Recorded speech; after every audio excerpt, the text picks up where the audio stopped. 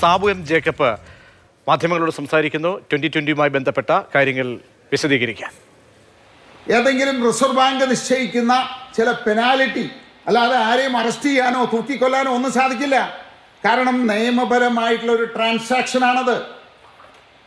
ആരും കള്ള ഡോക്യുമെന്റ്സ് ഉണ്ടാക്കി വസ്ത്രത്തിന് പകരം വേറൊന്നും കയറ്റി അയച്ചിരിക്കുന്ന ഒരു പ്രസ്ഥാനമല്ല. അപ്പം അതുകൊണ്ട് $1 $2 കിട്ടായികയിൽ നിന്ന് കുറഞ്ഞു കഴിഞ്ഞാൽ അതിന് നിയമം അനുശാസിക്കുന്നത് അതിന് നിസ്സാരമായിട്ടുള്ള പിഴ ഈടാക്കാം. അത് റിസർവ് ബാങ്കാണ് തീരുമാനിക്കുന്നത്. അല്ലാതെ ഇഡിക്ക് അതിൻ്റെ ഉടമയെ അറസ്റ്റ് ചെയ്യാനോ പിടിച്ചകത്തിടാനോ അറസ്റ്റ് ചെയ്ത് റിട്ടേൺ ചെയ്യാനോ ആയിട്ടുള്ള നിയമമൊന്നുമില്ല. അത് സാധിക്കുകയുമില്ല. ഇനി ഒരു കാര്യം കൂടി മനസ്സിലാക്കേണ്ടത്, ഇത് കിറ്റക്സിന് മാത്രമുണ്ടായൊരു കാര്യമല്ല.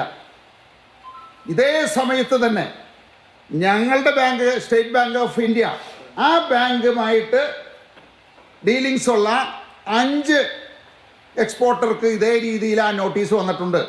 കേരളത്തിൽ ഏതുകൊണ്ട് 100ഓളം എക്സ്പോർട്ടർമാർക്ക് ഇതുപോലെയുള്ള നോട്ടീസ് വന്നിട്ടുണ്ട്. ഇന്ത്യയിലൊട്ടാകെ 1000-ലധികം ആളുകൾക്ക് നോട്ടീസ് ഇഷ്യൂ ചെയ്തിട്ടുണ്ട്. അതായത് കേന്ദ്ര ഗവൺമെൻറ് വിദേശ പണമിടപാടുകൾ കർശനമായി മോണിറ്റർ ചെയ്യാനായിട്ട് തുടങ്ങിയതിൻ്റെ ഭാഗമായിട്ട് ഇന്ത്യയിലൊട്ടാകെ ഈ പറയുന്ന വിദേശ വിനിമയം സുതാര്യമാണെന്നും 100% ഇവിടെ കിട്ടിയിട്ടുണ്ട് എന്ന് ഉറപ്പുവരുത്താൻ വേണ്ടി മാത്രം ആയിരക്കണക്കിന്, അതായത് ഇവിടെ നിന്ന് വിദേശ വ്യാപാരം നടത്തുന്ന എല്ലാ വ്യവസായികൾക്കും കൊടുത്തതിൻ്റെ ഭാഗമായിട്ട് കിറ്റക്സ് ഗാർമെൻസിനും ഒരു നോട്ടീസ് ഇഷ്യൂ ചെയ്തു. അതിൽ കവിഞ്ഞ് ഒരു പ്രസക്തിയും അതിനില്ല. അപ്പോൾ ഇവിടെ ചില ചാനലുകാർ, ചില ചാനൽ എന്ന് പറയുമ്പോൾ പ്രത്യേകിച്ച് റിപ്പോർട്ടർ ചാനൽ, ഞാൻ എടുത്തു പറയാൻ, അതിലെ ഒരു റിപ്പോർട്ടാണ് പറയുന്നതെന്ന് ഓർക്കണം. 2016 ഒരു ഡോക്യുമെൻറ്റ്സ് തന്നെ വിവിധ ബാങ്കിൽ വെച്ചിട്ട് കോടിയിലധികം തട്ടിയെടുത്ത ഒരാൾ പോലീസ് അറസ്റ്റ് ചെയ്ത് വിട്ടയച്ചു.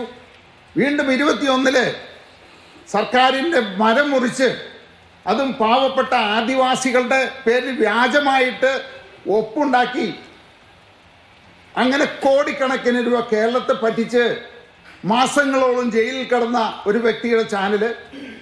അതിനുശേഷം മെസ്സി ഇവിടെ വരുമെന്ന് പറഞ്ഞ് ഈ കേരളത്തിലെ ജനങ്ങളെ, യുവജനങ്ങളെ മുഴുവൻ വഞ്ചിച്ച ഒരു വ്യക്തിയുടെ ചാനല്.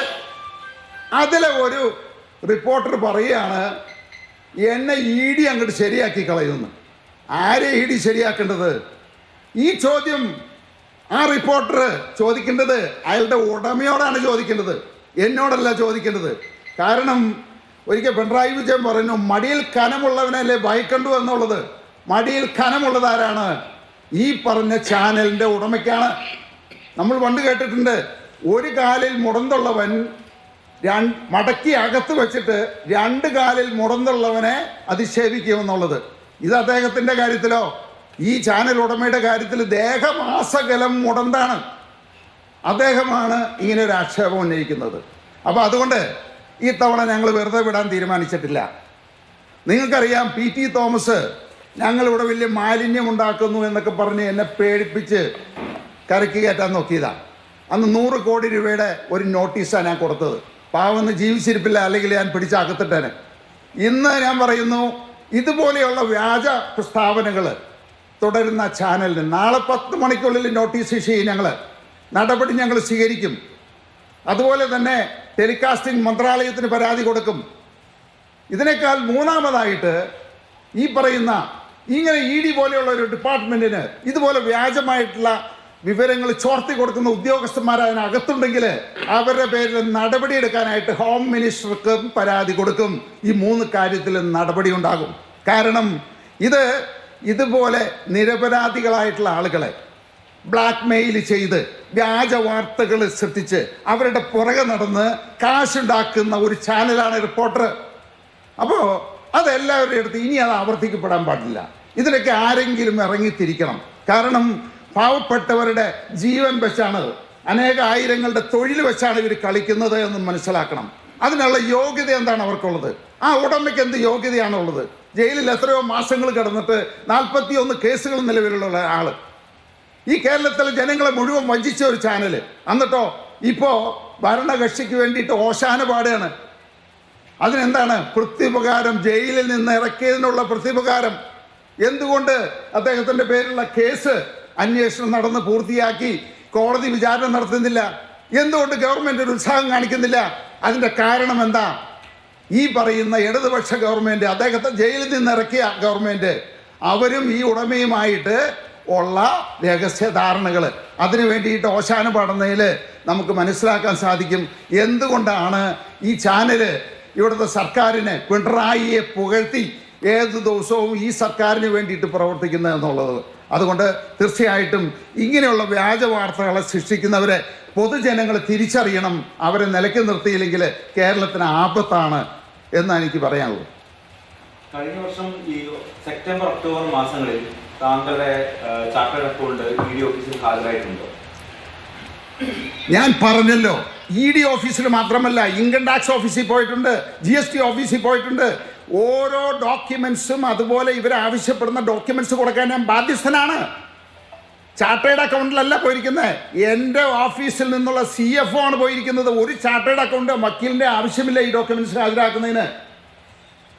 അവർ പോകുന്നത് എന്താ തെറ്റ്? GST ഓഫീസിൽ പോയിട്ടുണ്ട്, ഇൻകം ടാക്സ് ഓഫീസിൽ പോയിട്ടുണ്ട്, കസ്റ്റംസിൽ എല്ലാ ആഴ്ചയും ആളുകൾ പോകുന്നുണ്ട്. അതുമില്ല, പാപമാണോ അത്? തെറ്റാണോ അത്? അവർ ചോദിക്കുന്ന ഡോക്യുമെന്റ്സ് കൊടുക്കണ്ടേ? നിങ്ങൾ അന്വേഷിച്ചിട്ട് കണ്ടുപിടിച്ച് പുറത്തുവിടെ. ഈ പറയുന്ന EDയുടെ കയ്യിൽ എന്തെങ്കിലും, ഇനി ഞാൻ ഇപ്പം പറയുകയാണ് NDAയുമായിട്ടുള്ള സഖ്യമുണ്ടാക്കി അതുകൊണ്ട് ഇത് പൂഴ്ത്തും. നിങ്ങൾക്ക് കോടതി ഉണ്ടല്ലോ, കോടതി ഫയൽ ചെയ്തിട്ട് നിങ്ങൾ തെളിയിക്കുക. ഞാൻ $1 വിദേശ ചട്ടലംഘനം നടത്തിയിട്ട് നിങ്ങൾ തെളിയിക്കുക. ഏതെങ്കിലും നിയമം ലംഘിച്ചിട്ടുണ്ടെന്ന് നിങ്ങൾ തെളിയിക്കുക. ഞാൻ ഈ പരിപാടി ഉപേക്ഷിച്ച കമ്പനി എഴുതി തരാം നിങ്ങൾക്ക്. ആ ധൈര്യം നിങ്ങളുടെ ഉടമയ്ക്കുണ്ടോ? റിപ്പോർട്ടർ ചാനലിൻ്റെ ഉടമയ്ക്കുണ്ടോ? നിങ്ങൾ ഈ പറഞ്ഞ് തെറ്റാണെന്ന് ഞാൻ തെളിയിച്ചു കഴിഞ്ഞാൽ ആ ചാനൽ അടച്ചു പൂട്ടാൻ നിങ്ങൾ തയ്യാറാണോ? ഞാൻ നിങ്ങൾക്ക് എഴുതി തരാം ഈ ഫാക്ടറി. സാബു ജേക്കബ് 2015 അധികാരം ഏറ്റെടുത്തു കിഴക്കുമലം പഞ്ചായത്തിൻ്റെ. അന്ന് എല്ലാവരും എന്താ പറഞ്ഞത്? സാബു ജേക്കബ് പഞ്ചായത്ത് ഏറ്റെടുത്തിരിക്കുന്നത് നിയമവിരുദ്ധമായിട്ടുള്ള പരിപാടികൾ പഞ്ചായത്തിൽ നിന്ന് സാധിക്കാനാണെന്ന്. അവിടെ ഇരിക്കുന്ന സെക്രട്ടറി അടക്കം ഉദ്യോഗസ്ഥന്മാരുണ്ടല്ലോ, നിങ്ങൾ അന്വേഷിച്ച് കണ്ടുപിടിച്ചിട്ട് പറ. സാബു ജേക്കബ് ₹1 നിയമവിരുദ്ധമായിട്ടുള്ള മാധ്യമങ്ങളോട് സംസാരിക്കുകയായിരുന്നു.